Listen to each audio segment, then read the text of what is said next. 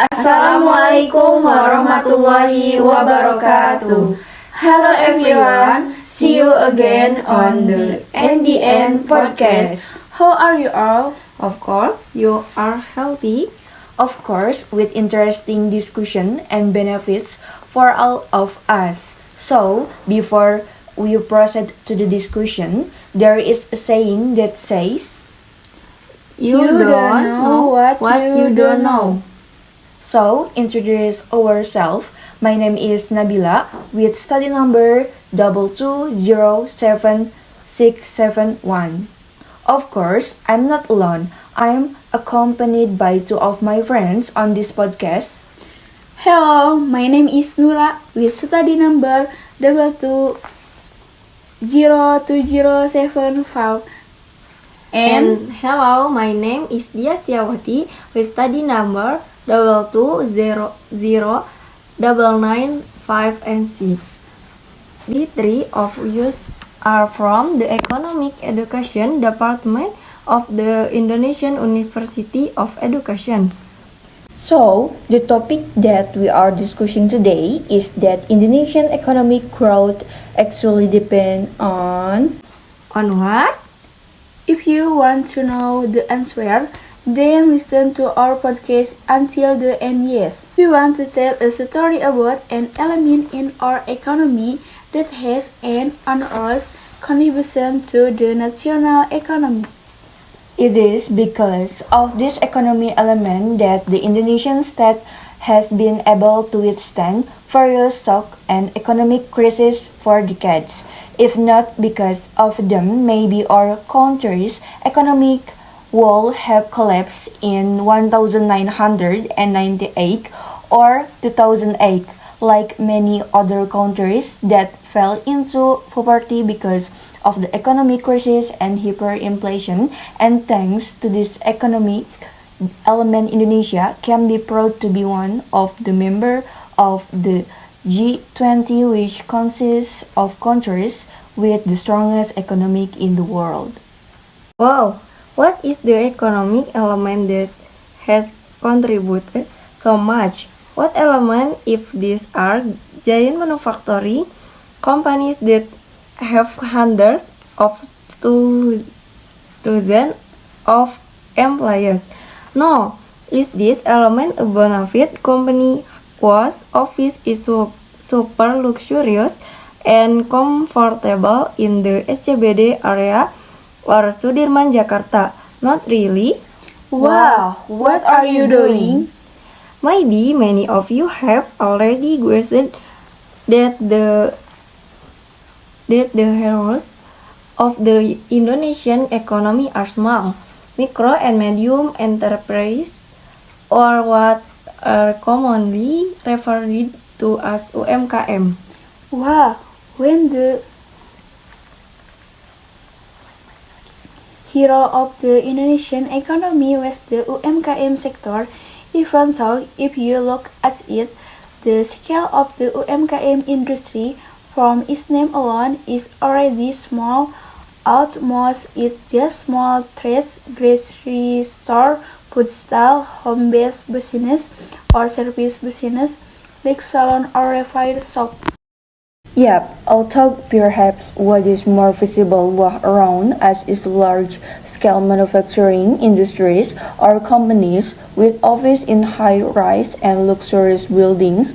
But if, for example, we look at the national GDP data, it is precisely the small businesses that have an extraordinary role to play in the economic cycle in various regions from Sabang to Merauke. If, for example, we see from the indicator of national economic growth, which is commonly referred to as GDP, try to guess what percentage is the contribution from small, micro, and medium enterprises. What is 20%, 30%, or don't let it be 40%?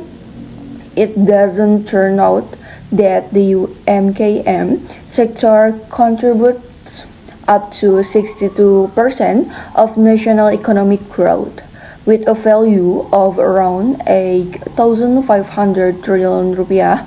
The contribution of the UMKM sector to this country is truly enormous, even much higher than the big giant scale manufacturing industry whose company name we have often heard so far. Wow, it's true. And that that the UMKM sector in this country is extraordinary. Yes, that's why if your family owns a small business or maybe you're building a small business, don't ever feel inferior or discord, okay? Because of the fact that the existence of UMKM, which are very diverse and varied, is what makes our country have a strong economic defense and can always rise from crisis. That's right. Maybe some of you still remember the Asian financial crisis that occurred in 1997 until 1998, where the rupiah exchange rate fell against the dollar from what was 2,500 rupiah per dollar suddenly to 16,000 rupiah per dollar. Because of that, many large companies in Indonesia which went bankrupt. Even more than 50 banks in Indonesia were forced out of business due to the impact of the terrible monetary crisis. As a result, many employees were laid off and Indonesian unemployment rate increased by around 9.8 million people after the 1998 crisis. But how can Indonesia recover from this crisis? Who else if not the UMKM sector at a time when big business has many business activities at the same rupiah exchange rate? The diverse UMKM sector has become a very solid fortress of defense. UMKM are able to make independent effort to shift dependence on imported raw materials to become domestic raw materials. They are the ones who can get replacement raw materials at wholesale prices for distribution to all corners of the country, so that people can still get basic necessities. On the other hand, when many large companies have collapsed and their employees have been laid off. Yes, that's right. It's the diversity of the UMKM sector that can always absorb labor and reduce employment in time of crisis. You could say that Indonesia was very fortunate because the grassroots community was able to be self-sufficient and economically independent. Because actually not all countries have this conclusion. For example, the country of Venezuela, which is too dependent for its national economic growth on oil production. So it's not surprising that the petrol market has decreased in 2014 to 2015. The entire country of Venezuela has experienced a prolonged economic crisis, and even now the UMKM sector, which is very diverse in Indonesia, has become an economy strong, capable of employing 117 million people, or 97% of Indonesia workforce, with diverse ability and capabilities. Some are good at cooking, some are good at trading, some are good at sewing, some are good at producing handicraft.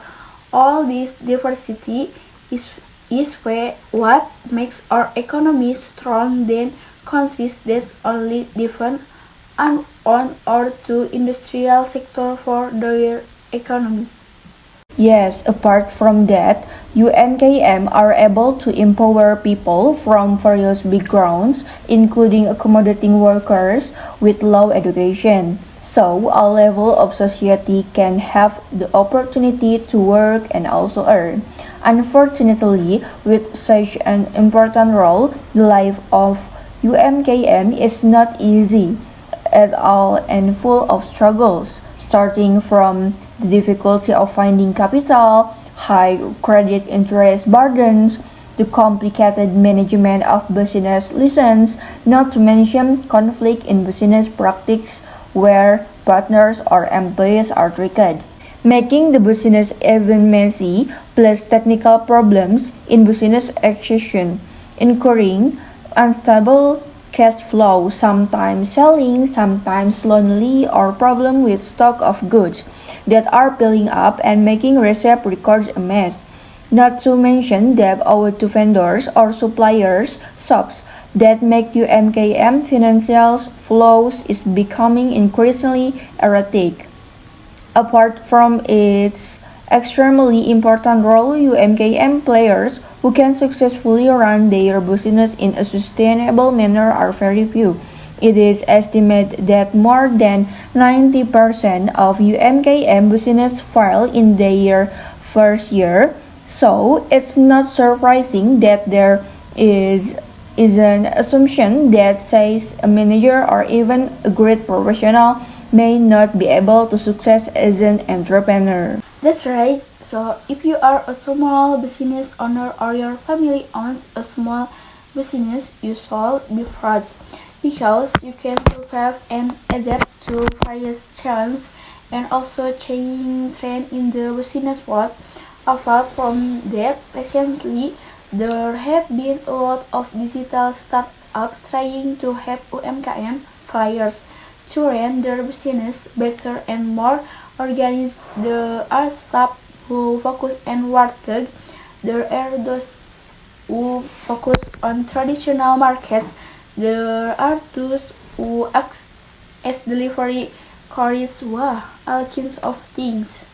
We want to express our greatest appreciation for the listeners of this podcast who are running a small business, whether it's selling online, owning a shop, or small business in any industry.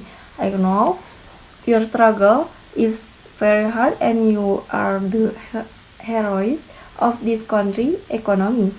Maybe right now you feel like nobody, feel small, belittled, or even less cared for. But I believe that in the future your business will grow and get bigger and can be of benefit to many people, not only for your customers but also for the people you employ. Because as small as a trader or entrepreneur, he is a creator of jobs. As small as a business, its existence helps the economy in its environment. So now you all know where the sources of economic development come from. I hope we will become one of the supporters of our advanced country's economy. With appreciation, we can create UMKM in our respective areas. See you on the next NDN podcast because we always talk about money because talking about money doesn't end. Bye bye. Wassalamualaikum warahmatullahi wabarakatuh.